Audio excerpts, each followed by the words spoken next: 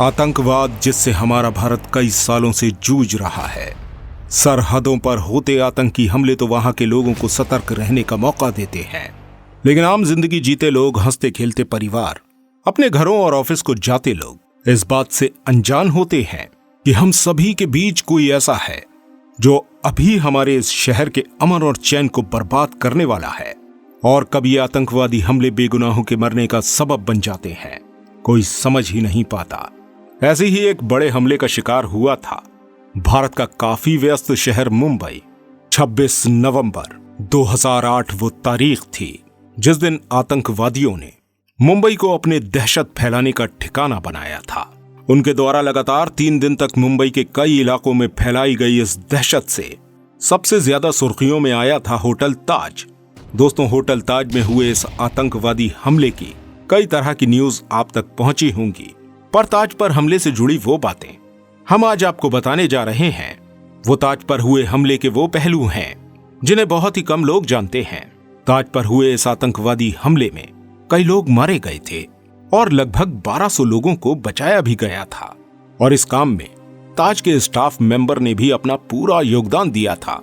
आज हम होटल ताज से जुड़े स्टाफ मेंबर्स की कुछ ऐसी दास्तान आपको सुनाने जा रहे हैं जिन्होंने इस हमले के दौरान अपनी बहादुरी और समझदारी का परिचय देते हुए होटल में मौजूद गेस्ट को मरने से बचाया, साथ ही ताज के एम्प्लॉय होने का फर्ज भी अदा किया। दोस्तों, होटल ताज मुंबई का काफी आलीशान और व्यस्त होटल है और अक्सर ही इस होटल में 1500 से 1600 लोगों का आना जाना लगा रहता है, और उस समय भी होटल में 600 स्टाफ मेंबर और लोग मौजूद थे। 26 नवंबर की शाम ताज होटल के 2nd फ्लोर पर मौजूद बैंक्वेट हॉल में हिंदुस्तान यूनिलीवर ब्रांड की पार्टी ऑर्गेनाइज की गई थी। होटल के 2nd फ्लोर का स्टाफ इस पार्टी के ऑर्गेनाइज करने में लगा हुआ था। इसी बैंक्वेट हॉल में ताज होटल के लगभग 35 एम्प्लॉय लगे हुए थे और उनको सुपरवाइज कर रही थी 24 वर्षीय बैंक्वेट मैनेजर मल्लिका जगत, जिनकी देखरेख में वो पार्टी इवेंट ऑर्गेनाइज किया जा रहा था। उस समय रात के 9:30 बज रहे थे गेस्ट को मेन कोर्स सर्व करने का, लेकिन इस समय बैंक्वेट हॉल में तेज पटाखों की आवाज सुनाई देने लगी और अचानक हुए इस हमले को शायद वहां का स्टाफ समझ गया था। तभी बैंक्वेट मैनेजर मल्लिका द्वारा फौरन ही सभी डोर लॉक कर दिए गए और लाइट्स ऑफ करने का ऑर्डर दिया गया और सभी मेहमानों से टेबल के नीचे छुप जाने को कहा गया। साथ ही हस्बैंड और वाइफ को अलग अलग हो जाने के लिए भी कहा गया ताकि आगे जाकर कोई फैमिली प्रॉब्लम क्रिएट ना हो। इन सभी लोगों द्वारा पूरी रात इसी तरह बैंक्वेट हॉल में बिताई गई। साथ ही ताज के स्टाफ द्वारा अपने गेस्ट का इस समय भी बहुत ही अच्छा ध्यान रखा गया और उनसे लगातार संपर्क में रहा गया, और दिन की सुबह के साथ ही फायर ब्रिगेड द्वारा इस पूरे ग्रुप को बचाया गया और बैंक्वेट हॉल से पीछे के रास्ते से बाहर निकाल दिया गया। दोस्तों, ताज होटल पर हुए इस आतंकवादी हमले में ये केवल मल्लिका की एक कहानी नहीं है, बल्कि ऐसी और भी कई कहानियां हैं जो वहां के स्टाफ मेंबर्स द्वारा अपनी बहादुरी का परिचय देने के दौरान बन गई। ताज के स्टाफ द्वारा दिखाई गई इस बहादुरी को देखते हुए हार्वर्ड यूनिवर्सिटी के एक प्रोफेसर द्वारा बाकायदा एक स्टडी बुक लिखी गई है, जिसमें उन्होंने ये स्टडी करी है कि आखिर ताज के स्टाफ में इतने मोरल वैल्यू कहां से आए कि उन्होंने अपनी जान की परवाह किए बिना ही अपने गेस्ट को इतना स्पेशल फील कराया। वहीं दोस्तों, आपको बता दें, साल 2014 में साउथ कोरिया के एक शिप का किस्सा है, जब ये शिप अपने पैसेंजर्स को लेकर जीजू नाम की जगह जा रही थी और समुद्र के बीचों बीच पहुंच गई थी, जिसमें लगभग 500 पैसेंजर और बच्चे सवार थे। इसके साथ ही उसमें सवार था शिप की लोडिंग से दुगना कार्गो। तब अपने ऊपर होने वाले इस ओवरलोडिंग की वजह से शिप एक ओर झुकने लगी और देखते ही देखते ये शिप समुद्र में डूबने लगी। तब उस शिप का पूरा स्टाफ अपनी जान बचाकर शिप से कूदकर भाग गया था और पैसेंजर्स को शिप में मरने के लिए अकेला ही छोड़ दिया था।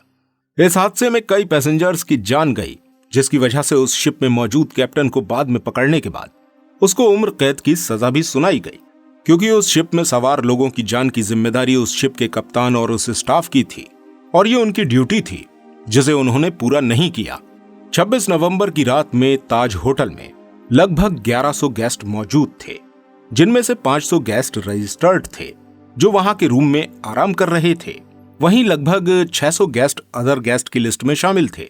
वो ताज होटल के अलग अलग एरियाज जैसे कि बैंक्वेट हॉल, रेस्टोरेंट या बार वगैरह में मौजूद थे। साथ ही ताज होटल के 600 लोगों का एक बड़ा स्टाफ भी था जो कि इन मेहमानों को अटेंड करने के लिए मौजूद था।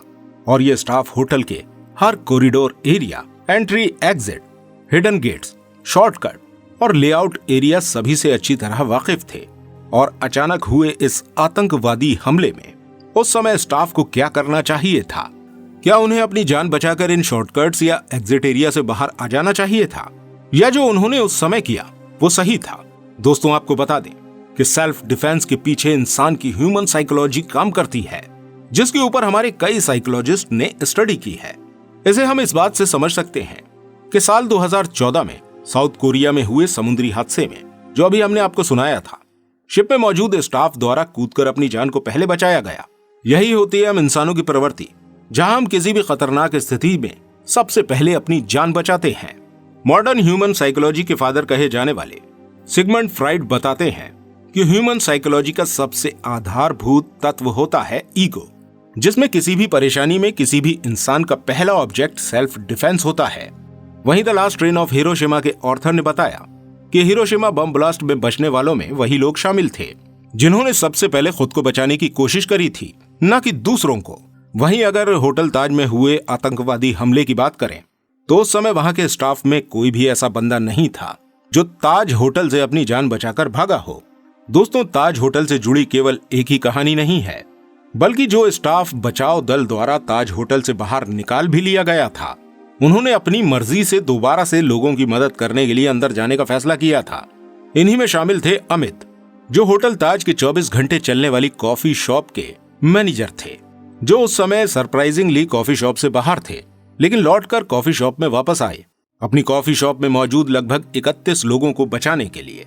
इसके अलावा कई टेलीफोन ऑपरेटर को भी रेस्क्यू टीम द्वारा बचा लिया गया था, लेकिन वो फिर वापस अपने कंट्रोल रूम में आकर बैठे ताकि होटल रूम में बंद गेस्ट को वो बाहर के माहौल की जानकारी टेलीफोन के द्वारा देते रहें। इस तरह वहां के स्टाफ की हिम्मत से लगभग 1200 लोगों की जान बचाने में काफी मदद मिली। लेकिन अफसोस की बात यह है कि इस हमले में ताज होटल में मौजूद 30 लोग मारे गए थे, जिनमें से 10 लोग स्टाफ मेंबर ही थे। दोस्तों, केवल ताज होटल मुंबई में ही हमें स्टाफ का ये बिहेवियर देखने को नहीं मिला है, बल्कि 2004 में जब सुनामी आई थी तो मालदीव में मौजूद 2 ताज होटलों में भी मौजूद गेस्ट को बचाने के लिए वहां के स्टाफ ने अपना पूरा योगदान दिया था कि वो अपने गेस्ट को ऊंचाई के स्थान पर ले गए।